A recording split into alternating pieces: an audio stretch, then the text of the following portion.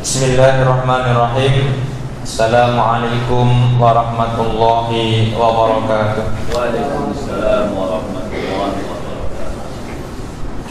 Alhamdulillahirabbil alamin wassalatu wassalamu ala sayyidina Muhammadin wa ala alihi wa ashabihi ajma'in, amma ba'd. Bapak-bapak, ibu-ibu, para jamaah yang berbahagia, alhamdulillah pada kesempatan kali ini kita bisa melanjutkan kajian kita tentang kitab Ihya Ulumuddin karangan Imam Al-Ghazali. Pada kesempatan ini kita akan membahas tentang dengan fikihnya itu orang akan diatur secara duniawinya. Nah, sementara ada bagian lain yang mengatur tentang kondisi getaran hati, akhlaknya, hal-hal yang diridhoi Allah dan sebagainya. Itu namanya hal-hal yang berkaitan dengan akhirat. Dan Imam Al-Ghazali mengatakan itu ada di bagian kitab Ihya Ulumuddin ini, di seperempat bagian yang terakhir atau di juz yang keempat. Barangkali bapak-bapak, ibu-ibu pernah baca, nanti bisa di juz yang keempat kalau ingin cepat urusan soal akhirat, masalah hati. Karena di juz yang satu ini masih urusannya dengan ibadat. Kemudian wa minhu al-ilmu bima yatarasyah minal qalbi ala al-jawarih fi ibadatiha wa adatiha. Kemudian juga ada ilmu-ilmu yang timbulnya dari hati, kemudian efeknya ke jasad. Jadi kita itu beribadah itu ada macam-macam modelnya. Ada yang dari hatinya dulu kepingin ibadah, ada juga yang dipaksa dulu oleh sesuatu, jasanya ibadah, kemudian baru masuk hati. Jadi ada yang macam-macam. Jadi ada yang ibadah jasadnya dulu digenjot, kemudian baru masuk ke hati. Ada yang hatinya digenjot, kemudian baru masuk ke jasad. Ya, itu sama-sama baiknya. Tinggal sampai kapan kira-kira, dan waktu terakhirnya nanti gimana, itu yang menentukan. Kemudian bahwa ladzi yahwi asyadrul awal min hadzal kitab. Nah, di dalam bab atau kitab yang pertama ini Imam Al-Ghazali akan mengungkap bagaimana kita itu beribadah dengan hati, mencocoki dengan fikihnya tadi. Jadi bukan hanya ditegaskan oleh ahli fikih kalau ini sholat itu seperti ini, sholat itu dengan takbir diakhiri dengan salam, aturannya begini, rukunya begini, itu namanya sholat secara fikih ya. Tetapi apakah hati kita itu ikut sholat atau tidak? Nah, itu yang akan diungkap di dalam pembahasan juz yang pertama ini. Kemudian water buskalis, bagian yang ketiga dari ilmu yang dianggap syariah yang mahmudah adalah al-muqaddimat atau ilmu-ilmu yang pengantar nilainya.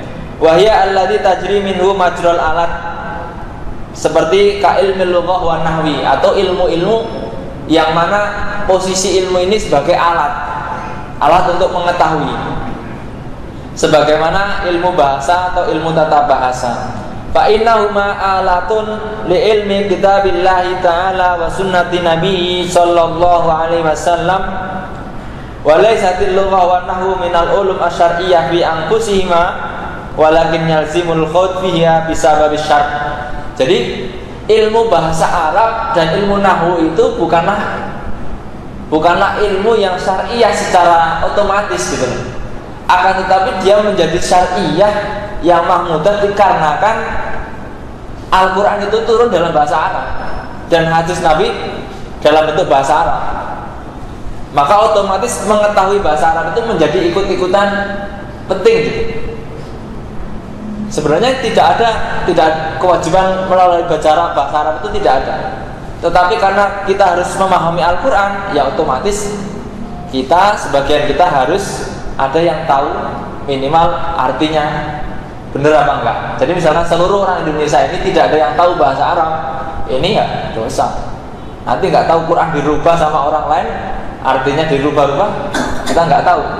Tapi kalau ada yang tahu, minimal ada yang tahu. Makanya biasanya tidak cukuplah orang menghafal Al-Quran saja, tetapi kemudian sebagian tidak ada yang mengetahui bahasa Arab, itu juga sangat berbahaya. Apalagi zaman sudah semodern ini, kita tidak mengetahui bahasa Arab, ya kita ditipu sama orang-orang barat yang kemudian mengaburkan makna bahasa Arab itu dari aslinya, kira-kira seperti itu. Kemudian walakin yalzimul khud fihi ma bisababi syar'i. Kita diharuskan untuk mendalami ilmu nahwu dan bahasa Arab itu dikarenakan karena kepentingan kita untuk memahami Al-Qur'an dan As-Sunnah. Kalau saja Al-Qur'an dan As-Sunnah itu bukan bahasa Arab, ya tentu tidak ada kepentingan untuk mempelajari bahasa Arab itu. Ija'at hadhihi syari'ah bil lughatil arab wa kullu syari'ah la tadhar illa bil lughah wa yasiru ta'allumatil kal lughah alat. Maka mempelajari bahasa Arab itu adalah sebagaimana kita menggunakan alat untuk mencapai sesuatu. Wa minal alat ilmul kitabatil khat, termasuk juga ilmu menulis huruf Arab gitu. Itu juga termasuk ilmu yang dimasuk ilmu alat. Illa anna dzalika laisa daruriyan, akan tetapi ilmu seperti itu tidak terlalu penting, jadi masih bisa nanti bisa. Jadi ya tidak terlalu penting.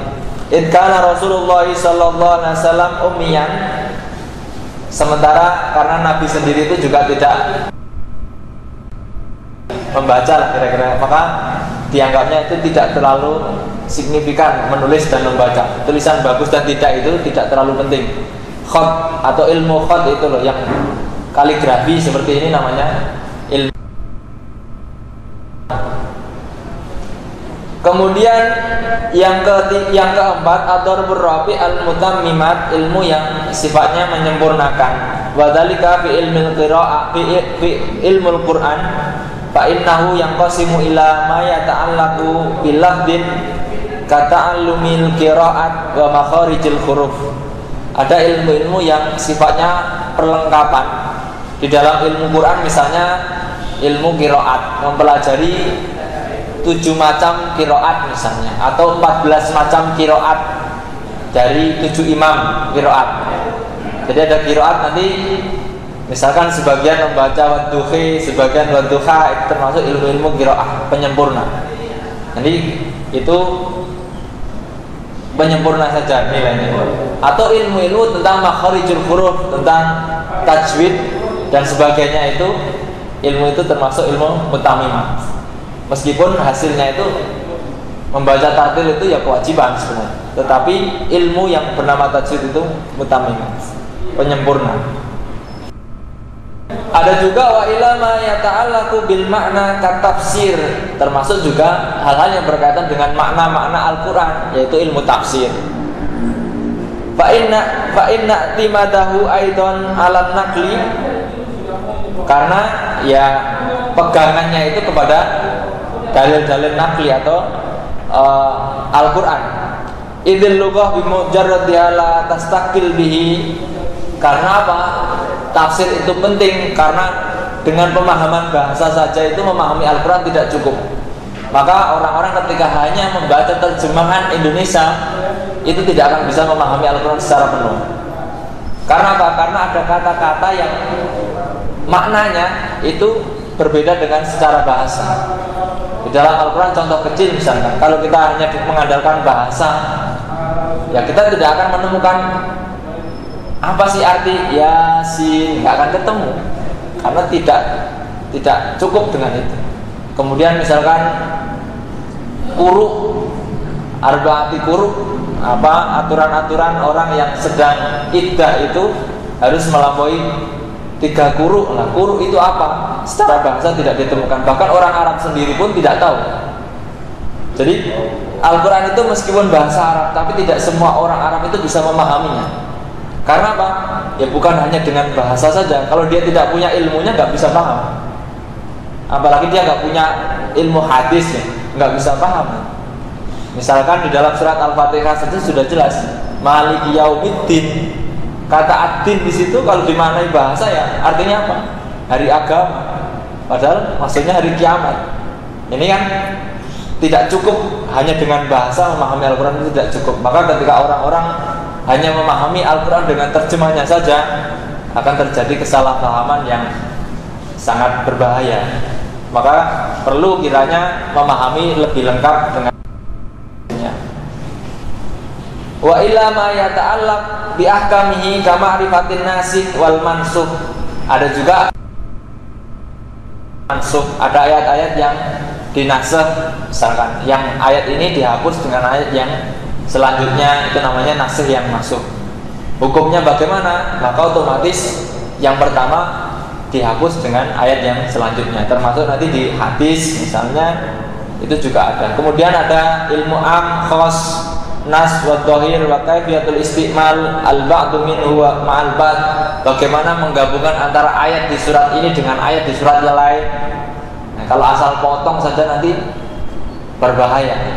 Dipotong-potong misalkan, dicocok-cocokin dengan kepentingan, itu juga berbahaya. Maka harus mengetahui ilmunya dulu untuk mengambil atau menggabungkan ayat-ayat antara ayat satu dengan ayat yang lain. Wa kayfiyat isti'malil ba'di minhu ma'al ba'd wa huwa al-ilmu alladhi yusama usul fiqh wa yatanawalu sunnah aidan. Itu juga nanti kemudian menghadirkan yang ilmu yang namanya ilmu usul fiqh, di mana dengan usul fiqh itu nanti kemudian timbullah kitab hukum Islam. Jadi hukumnya bagaimana itu dari hukum atau penggalian atau pokok-pokok tentang fikih itu. Jadi tata cara bagaimana menentukan minuman keras itu haram, itu juga ada aturannya. Jadi kalau dicari nanti apakah ada minuman keras di dalam Al-Quran, ya mungkin orang akan menganggap al-khamru. Sementara al-khamru itu nanti maknanya apakah itu minuman keras? Bolehlah mungkin dimaknai minuman keras. Lalu bagaimana misalkan narkoba? Apakah ada ayat tentang narkoba? Maka itu tidak bisa dijelaskan kalau dia tidak paham tentang usul fiqh. Tapi kalau dia paham usul fiqh, maka dia akan tahu hukumnya.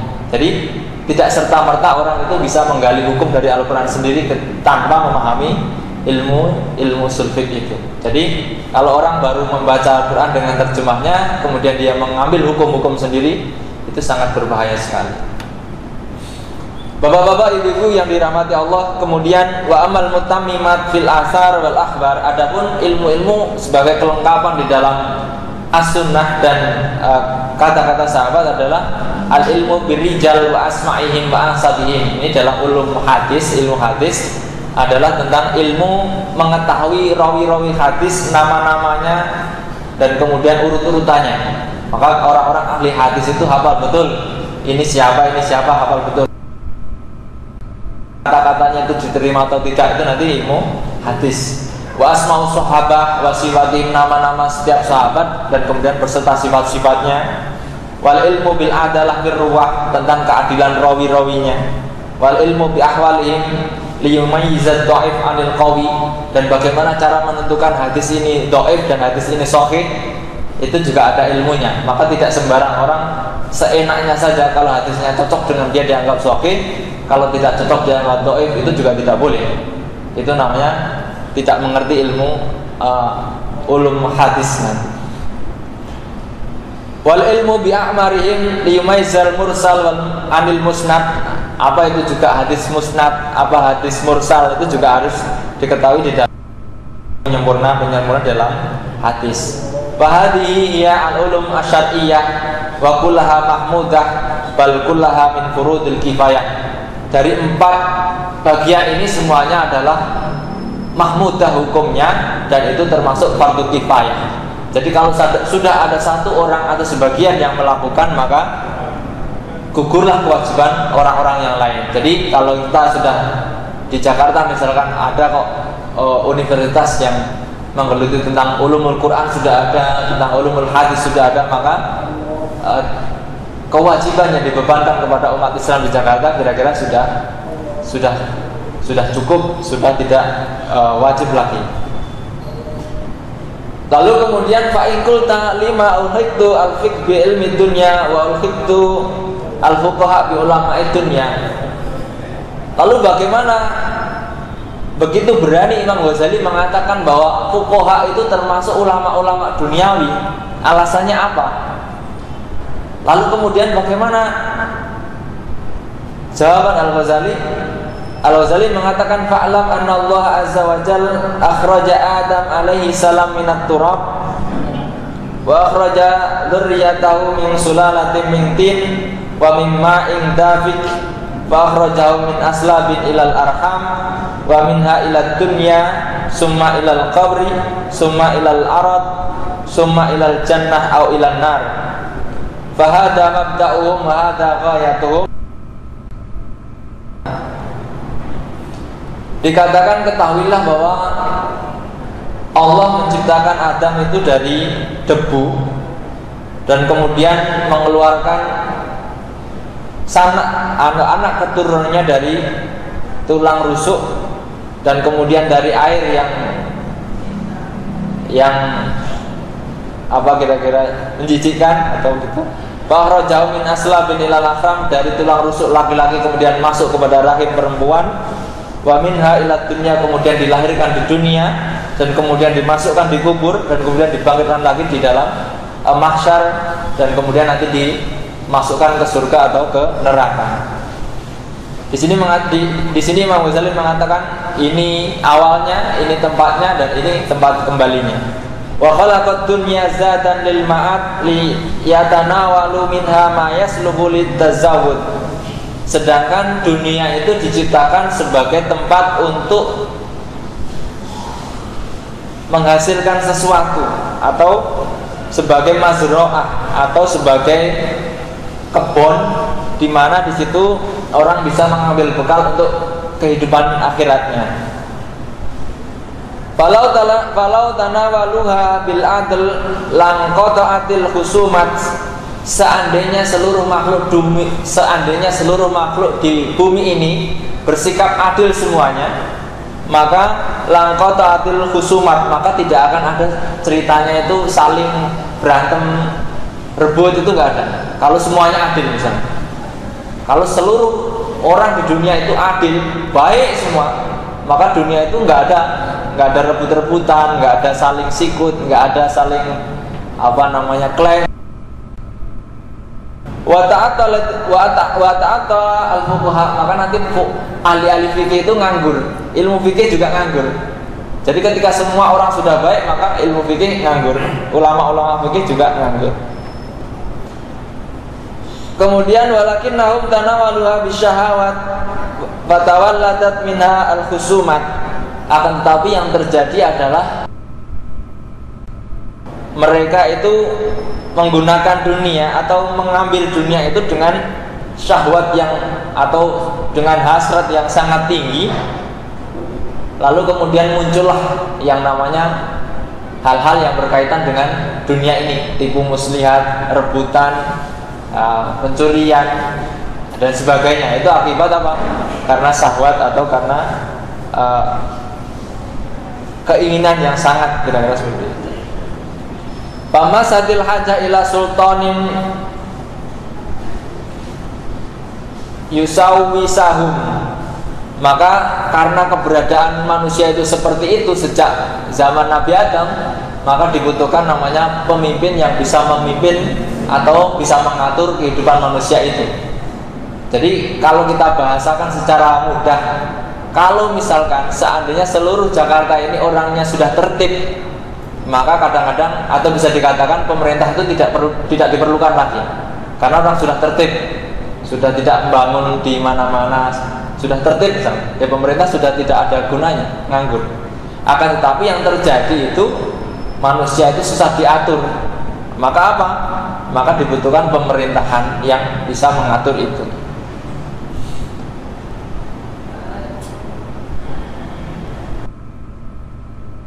Sultan ila qanunin yasusahum bihi. Pemimpin pemerintahan itu membutuhkan undang-undang yang bisa mengatur kehidupan mereka. Jadi kalau pemerintahnya itu tidak punya undang-undang, asal main gusur atau main larang dan sebagainya, itu juga tidak kuat. Maka dia butuh undang-undang. Nah, di dalam Islam sama. Jadi kalau misalkan ada khalifah, maka untuk mengatur kehidupan dunianya itu ahli-ahli fikih lah yang kemudian mengaturnya. Fal faqih huwa al-alim bi qanuni siyasah wa tariqit tawassut bainal khalq Sementara ahli-ahli fikih itulah orang-orang yang mempunyai pengetahuan tentang qanun siasah atau undang-undang politik dan watori kita masuk bainal khalqi dan jalan tengah bagi makhluk-makhluk. Idza tanaza'u bi hukmi syahawat, ketika mereka itu saling berebut dengan syahwatnya yang tinggi. Jadi sebenarnya fuqaha itu ya ahli-ahli di bidang politik harusnya. Jadi yang mengatur kehidupan politik di zaman khalifah itu ya orang-orang ahli fikih. Bagaimana ini diperbolehkan atau tidak dan sebagainya, itu yang mengatur undang-undang itu ahli fikih. Karena negara kita bukan negara Islam ya, yang ngatur campur, kira-kira seperti itu. Kemudian fakana al-faqih muallimus sultan wa mursyiduhu ila tariqi siyasatil khalqi wa dibatihim. Maka waktu itu ulama-ulama fikih itu sebagai penasihat-penasihat para raja di zaman kerajaan-kerajaan Islam. Jadi yang penasihat-penasihat itu rata-rata ahli fikih yang mengaturnya. Kemudian liyantadima bistiqomatihim umurahum fid dunya, agar apa, kehidupan dunianya itu teratur. Nanti di dalam ilmu fikih kita bisa mengatakan, menemukan tentang ada misalkan di bagian syariah konun, ya konun undang-undang tentang apa yang harus dilakukan, konun jinayat, munakahat, itu kan undang-undang semua. Bagaimana menikah yang sah, bagaimana kemudian zakat, bagaimana kemudian perdagangan yang benar, bagaimana cara mengatur timbangan, bagaimana hukumnya mencurangi timbangan, itu hukum semua sebenarnya. Nah itu skala kecilnya. Nah skala besarnya mungkin kalau kita bahasakan sekarang adalah pengatur regulasi kehidupan di masyarakat, itu adalah ulama-ulama fikih. Wali umri innahu muta'alliqun aidan biddin, dan sungguh itu memang berkaitan juga dengan agama. Walakin la binafsihi bal biwasitotid dunya, akan tetapi kaitannya dengan agama itu dengan dunia. Jadi fikih itu mengatur hubungan manusia kepada Allah, juga hubungan manusia kepada manusia, atau mengatur ibadah kepada Allah tapi melalui dunia.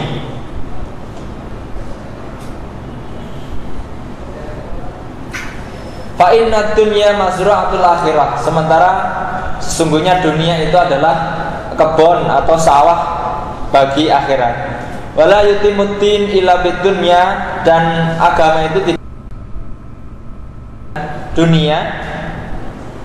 Wal maliku waddin ta'umani, penguasa dan atau kerajaan dan agama itu adalah saudara kembar.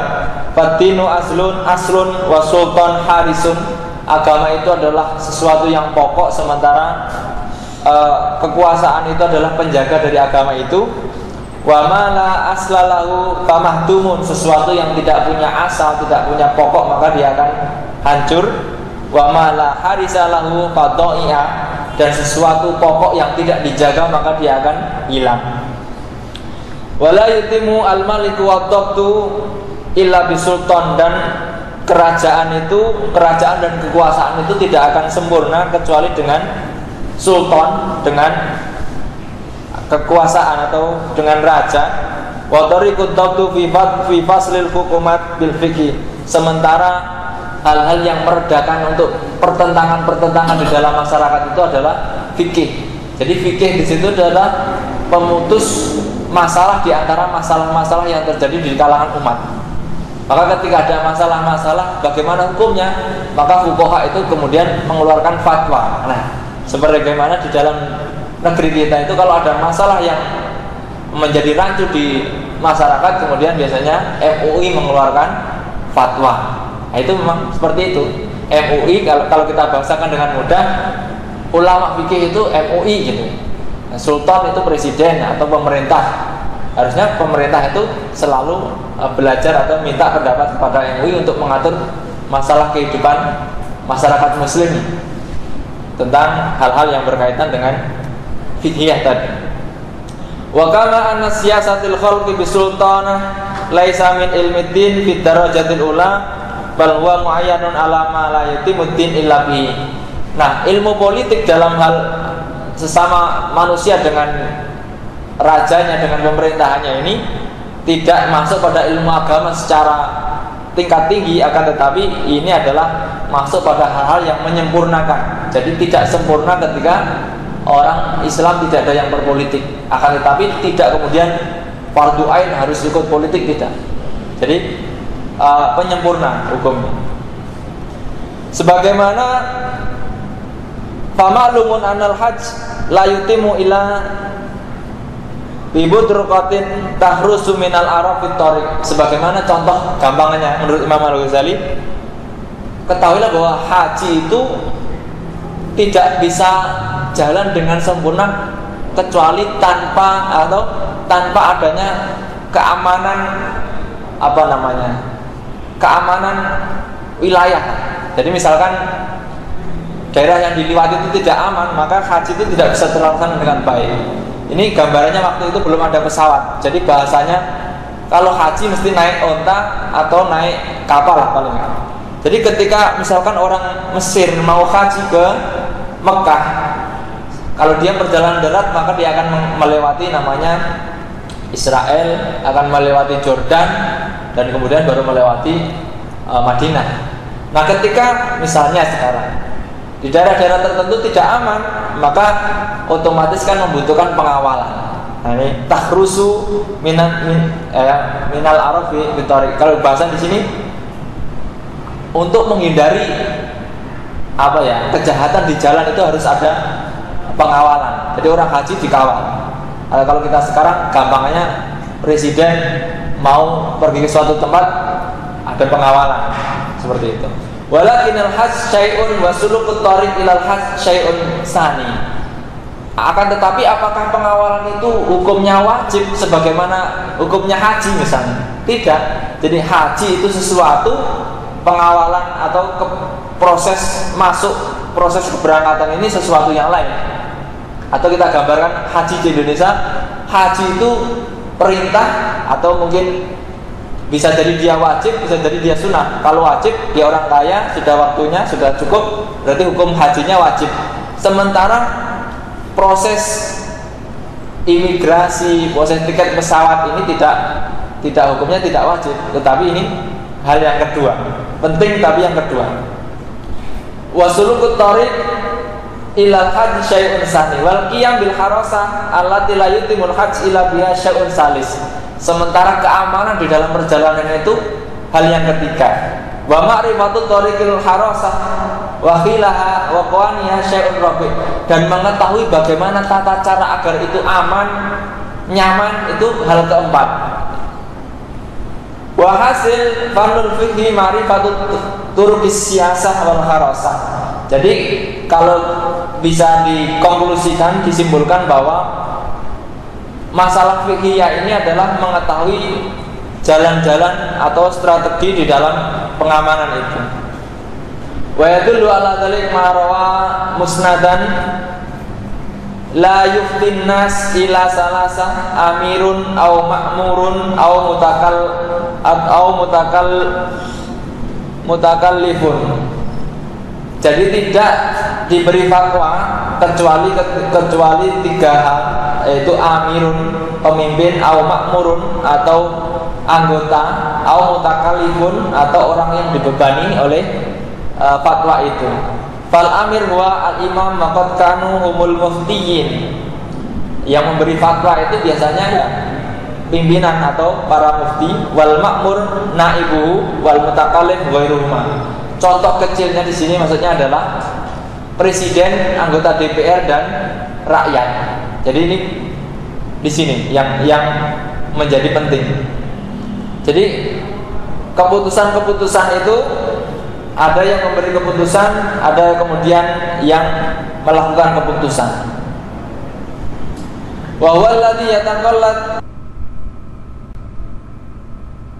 wa qad kana sahaba radhiyallahu anhum yahtarizuna anil fatawa hatta kana yakhilu kulla wahidin minhum ala sahibihi wa kanu la yahtarizuna idza sa'alu an ilmil Qur'an wa tariqil akhirah. Maka para sahabat itu menjaga dari berfatwa-fatwa yang tidak perlu kecuali ketika ditanya soal ilmu Quran saja. Wa fi ba'di riwayat badal mutakallim al-mar'i fa inna man taqallada qadral fatawa wa huwa ghairu muta'ayyin lil hajah fala ya'ti bihi ila talabil jah wal mal. Jadi dari hadis tadi dikatakan tidak boleh memberikan fatwa kecuali 3 golongan. Yang pertama adalah pimpinan, yang kedua adalah anggota atau wakilnya, al-ma'mur bih, yang ketiga adalah al-mutakallif. Jadi ada 3, yaitu contoh mudahnya adalah presiden, kemudian anggota DPR, dan kemudian al-mutakallif bih yang dibebani itu. Jadi kalau ada orang-orang lain yang kemudian membuat regulasi sendiri misalnya, atau membuat keputusan sendiri, yaitu tidak bisa dikatakan benar, itu bisa jadi dia hanya cari muka atau mungkin cari duit ketika dia memutuskan sesuatu dengan sendirinya, tetapi tidak ditugasi untuk membuat itu. Maka dikatakan di sini fala yaqsuda bihi ila talabil jah wal mal. Bapak-bapak, ibu-ibu yang dirahmati Allah, mungkin itu yang dapat saya sampaikan pada kesempatan kali ini tentang ilmu yang hukumnya fardu kifayah menurut Imam Al-Ghazali. Bisa kita simpulkan bahwa ilmu-ilmu tadi ada ilmu yang syar'iyah dan ilmu ghairu syar'iyah. Yang syar'iyah seluruhnya mahmudah, sementara yang ghairu syar'iyah ada yang mahmudah, madmumah dan mubah. Demikian kurang lebihnya mohon maaf. Walakum minkum billahi taufiq wal hidayah. Wassalamualaikum warahmatullahi wabarakatuh.